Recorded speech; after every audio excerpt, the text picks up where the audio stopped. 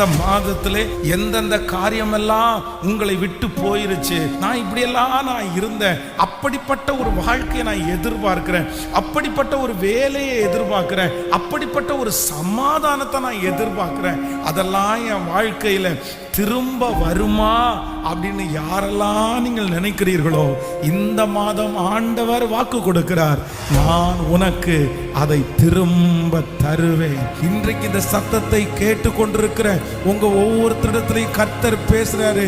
நீ கலங்க வேண்டாம், நீ பயப்பட வேண்டாம், நான் உனக்கு சகல காரியத்தையும் திரும்ப தருவேன் என்று கர்த்தர் வாக்கு கொடுக்கிறார். என் பிள்ளைகள் இழந்து போன சகல காரியத்தையும் இந்த மாதம் கர்த்தர் திரும்ப தருகிற மாதம்.